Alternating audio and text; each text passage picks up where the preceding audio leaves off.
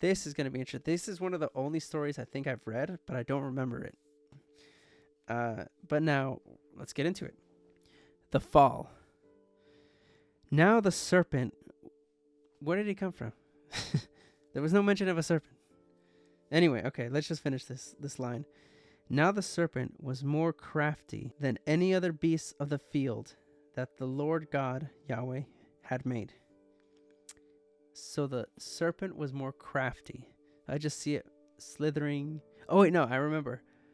I think it doesn't have any legs yet, I think. Or sorry, it has legs. They weren't taken away yet. He said to the woman, because animals can talk, unless it was like parcel tongue like Harry Potter. He said to the woman, "Did God actually say, 'You shall not eat of any tree in the garden'?" He did not say that. He said you can eat anything, just not the tree of knowledge of good and evil. Note that, okay?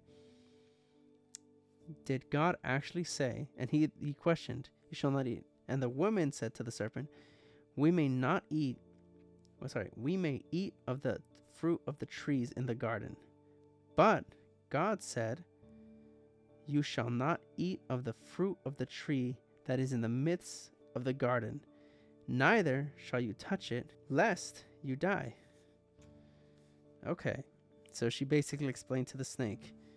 Now, either the snake was curious, because it doesn't tell me how the snake said it. Was it devious? He said it was crafty, but maybe he's just asking a question. Okay. Or you will die, which honestly sucks. But they don't know what death is. But the serpent said to the woman, "You will not surely die, for God knows that when you eat of it, your eyes will be opened, and you will be like God, knowing good and evil." That's interesting. That's actually a pretty good passage right there. So they will know what is good and what is evil, which honestly is, I don't see that as a bad thing. Like, I'm trying to wonder what they knew, or what they knew what they knew in this moment. That's what I'm trying to wonder.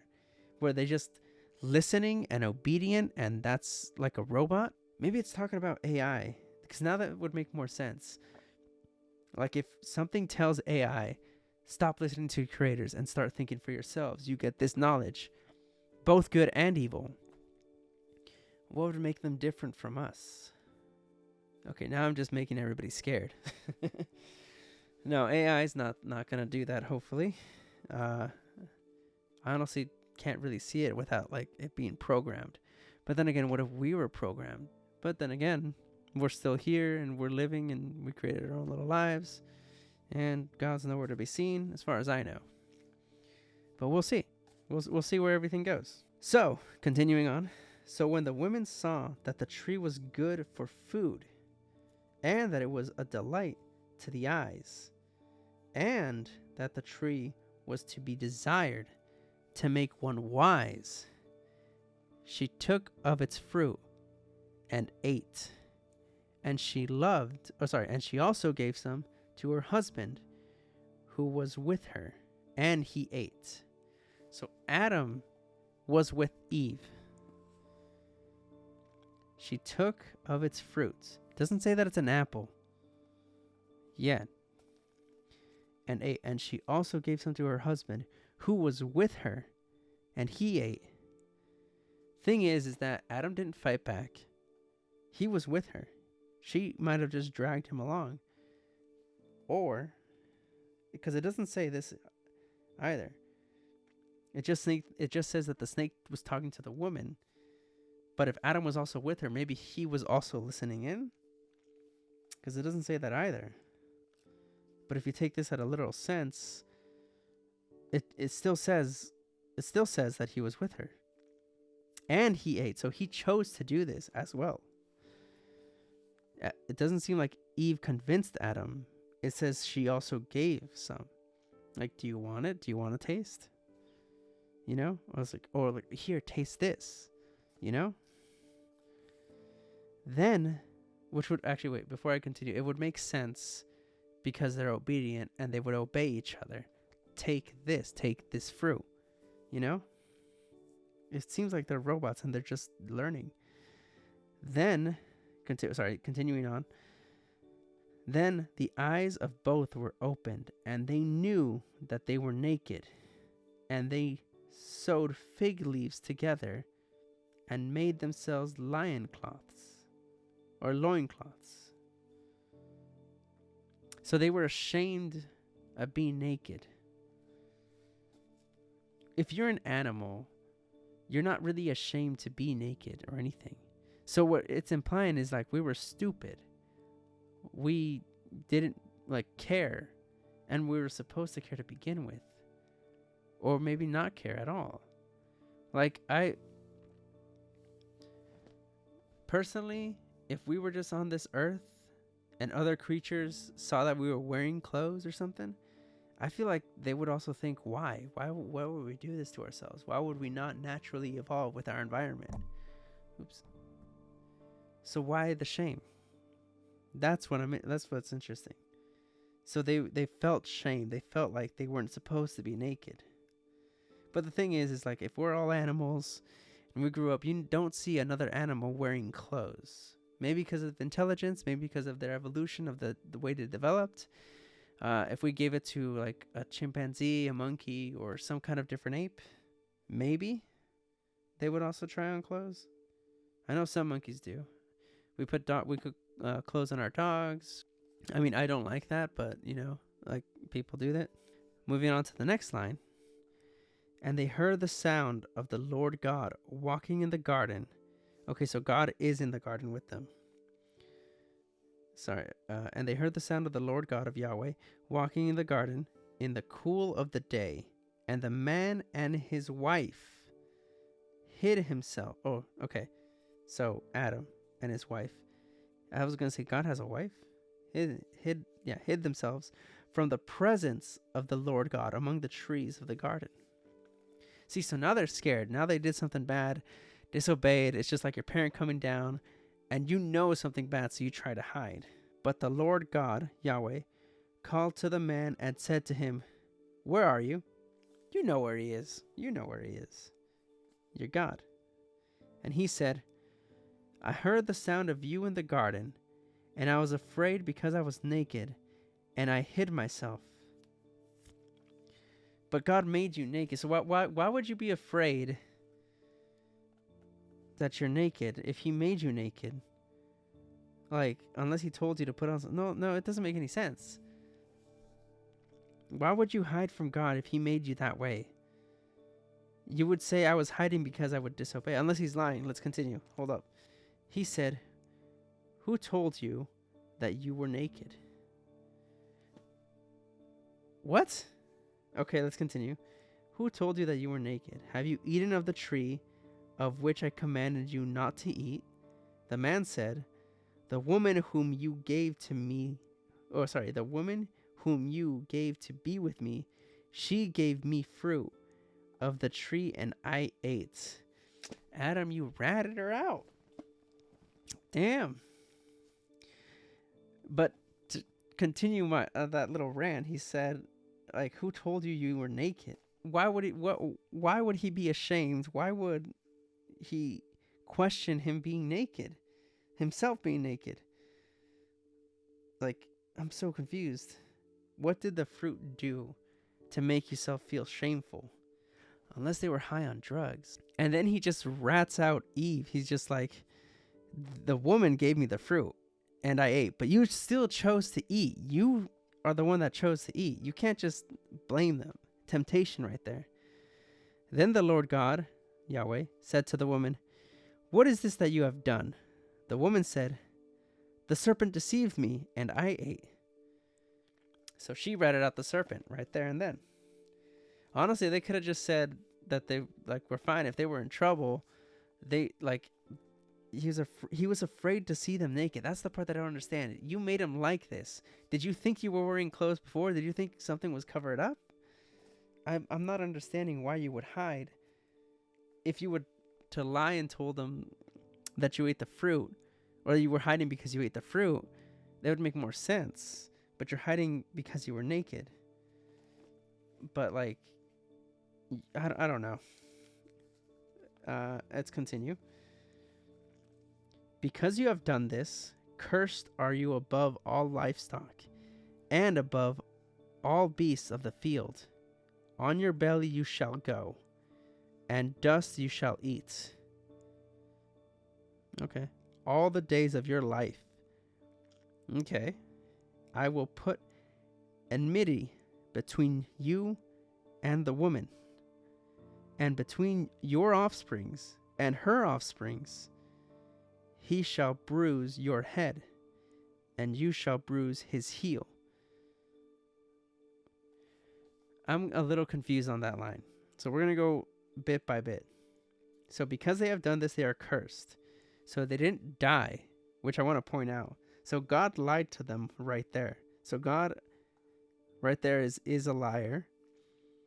On top of that, why?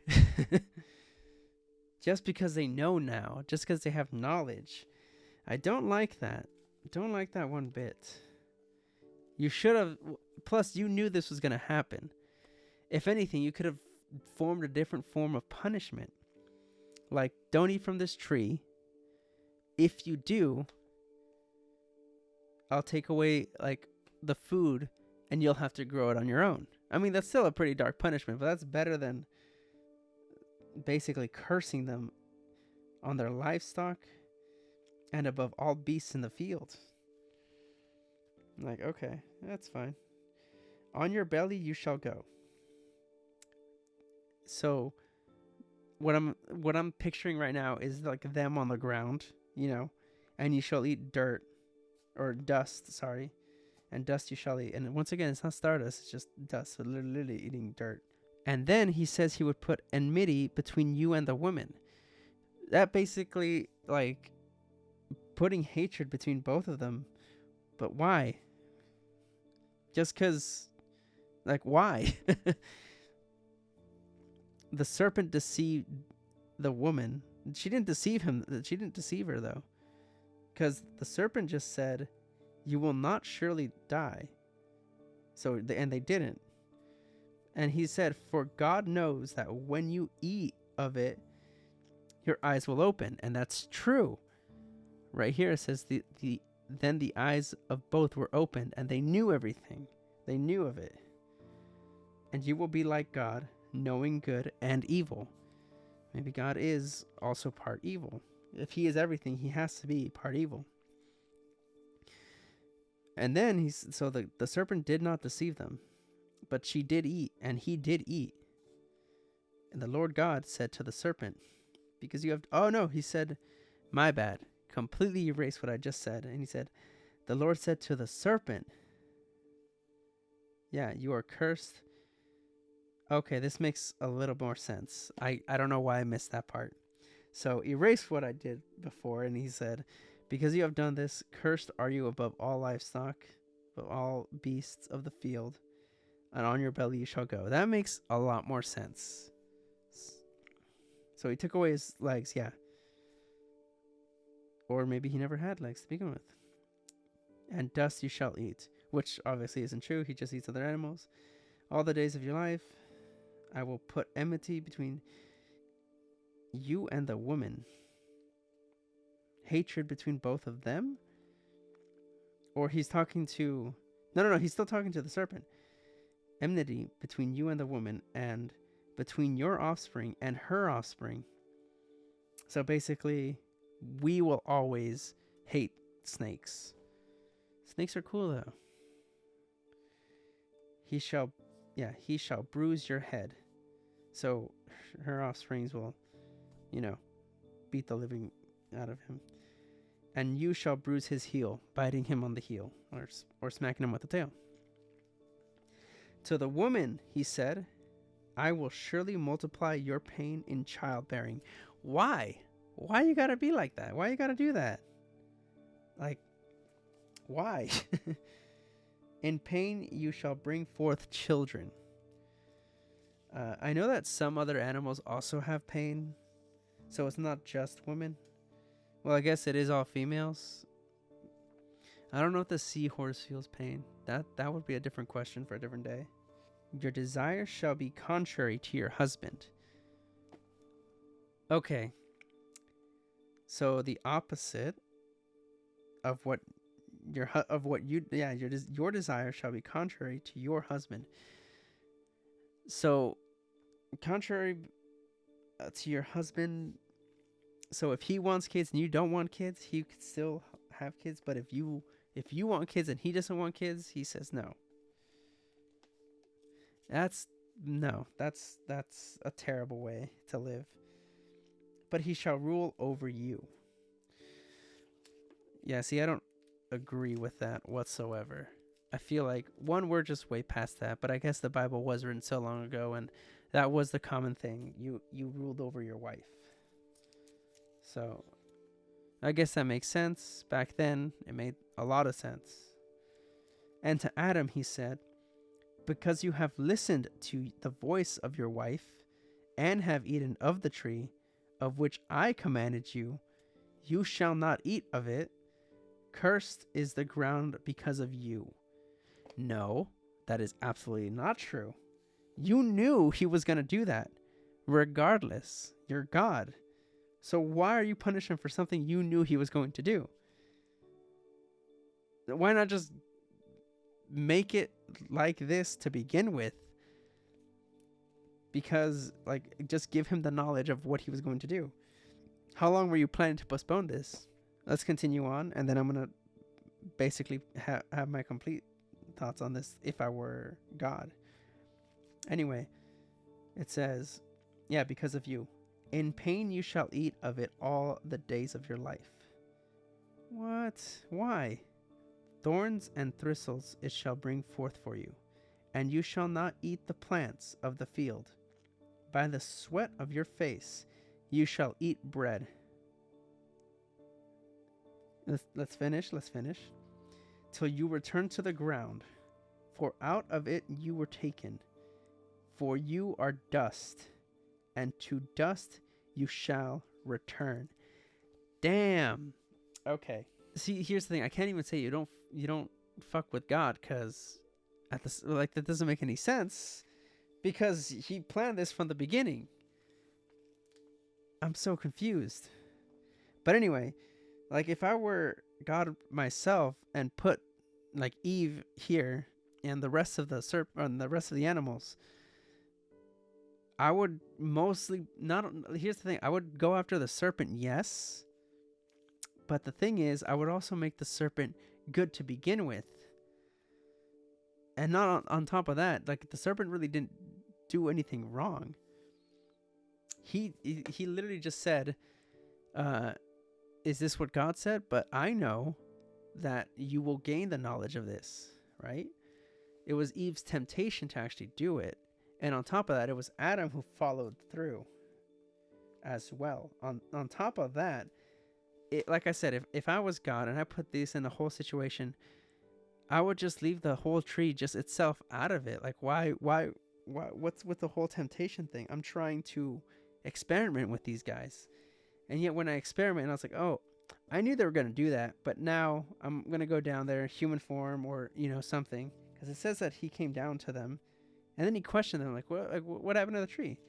Like, why did you guys eat? How did you know this was going to, like, how'd you know about this? How'd you know you feel like this way? It's like he questions. So he didn't know. So let's just say he didn't know. I would still not do that much of a punishment. Like, giving childbirth already hurts. I wouldn't really do that to the woman. And then let's go back to Adam's punishments. He said, you shall not eat, okay, blah, blah, blah. Cursed is the ground because of you. So the ground itself is cursed. The earth is cursed. Or just maybe there's their land. I don't know. In pain you shall eat of it all the days of your life. Why? Why do we got to suffer like that? Why do we got to suffer this much for eating the fruit from the forbidden tree? Yes, it's forbidden, but it shouldn't be this drastic of a punishment, especially since nothing happened. And especially since you put it there to begin with. If you wanted to test them, I would have put a different type of fruit and tested them. Don't eat this fruit because this would happen, Or maybe he did do that, and well, no, he didn't, because he gave them the knowledge. Because their eyes opened. So I would just put a fake version of that fruit, you know? And then here's the part that says, you shall eat the plants of the field. Which, you know, we eat plants regardless. But the sweat of your face you shall eat bread.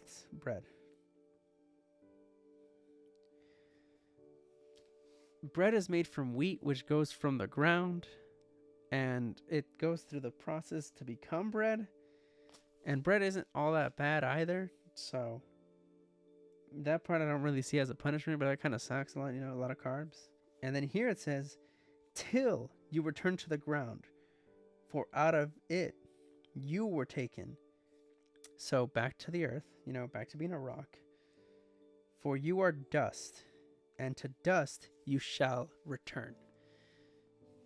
So, once again, just being dust, buried, you know, all your cells just go back to the earth. I get that. Okay. Continuing on.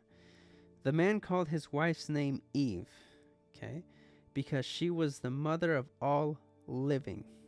Let me see if there's a translation for that. Eve sounds like the Hebrew for life giver. So basically, because she can get pregnant, because she can give children, it sounds like the Hebrew for life giver. Okay, that makes sense. And the Lord God, Yahweh, made for Adam and for his wife garments of skins and clothed them. What kind of skins, though? Like, and so he literally just put clothes on them? Let's see if I read that wrong. And the Lord God, Yahweh, made for Adam and for his wife garments of skins and clothed them. Okay. Just random garments of skin. Just, you know, peel it from whatever animal. Then the Lord God, Yahweh, said, behold, the man has become like one of us in knowing good and evil. Okay, so there is more than one God. So that kind of proves it. I think he was just testing them to see, like, oh, my people, like my creation. It does sound like he's a scientist, or like he's trying to make something. He literally said, behold, the man has become like one of us in knowing good and evil. So there are other gods. And now he knows what is good and what is evil. So there are other gods. Now lest he reach out of his land and take also of the tree of life and eat and live forever. Therefore the Lord God, Yahweh, sent him out from the Garden of Eden to work for the ground from which he was taken. So does that mean God was worried that he would eat from the tree of life and live forever? Now lest he reach out his hand and take also of the tree of life and eat and live forever.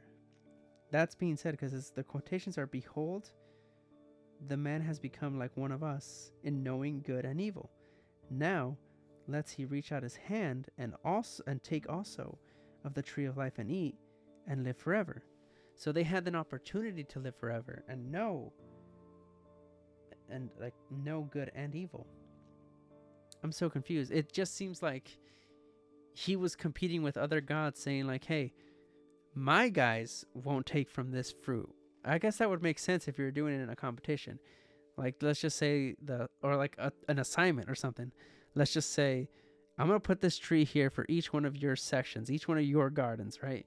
Whoever pair takes from that loses. It sounds like God lost. Like, from a school class experiment or something. Or from like a co-workers or a science experiment or something. I don't know. It just sounds like it was a competition and he lost. That's kind of what I'm getting.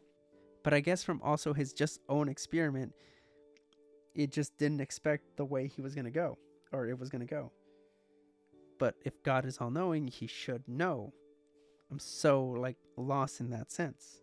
I guess I'm assuming God is all-knowing, but it does say that.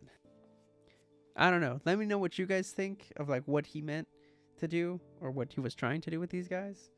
But that's the way I'm interpreting this, or that's the way I'm thinking of.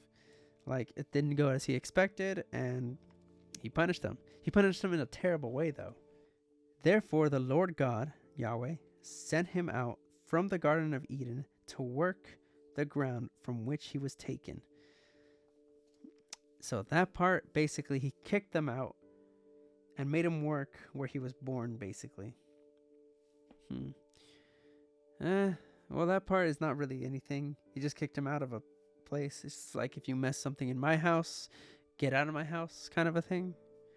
Even though he created them, so that doesn't make any sense.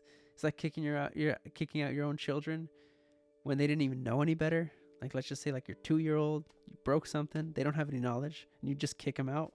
That's like what I'm getting at, so it's kind of terrible. He drove out the man, and at the east of the Garden of Eden he placed the cherubim and the flaming sword that turned every way to guard the way to the tree of life. If I remember correctly, the cherubim's an angel, or some type of an angel. Let me look it up real quick. I found it. So, cherub, or cherubim, was a divine being who dwelt in the heavenly realm of the gods, either as a servant or a mediator between humans and the divine. Okay, to bless. So, if you actually look at how angels look like in like how they're depicted, I guess this one, I'm gonna put a picture of it on the image. Basically, it's a woman with 3 heads, an eagle, a lion, and a goat. It looks like a little bit like the chimera in a sense. But basically it has 4 faces. That's interesting. And I'm not gonna lie, it's kind of cool. Like, just imagine. I'm gonna put this image up because I just found it. But cherubim of Ezekiel.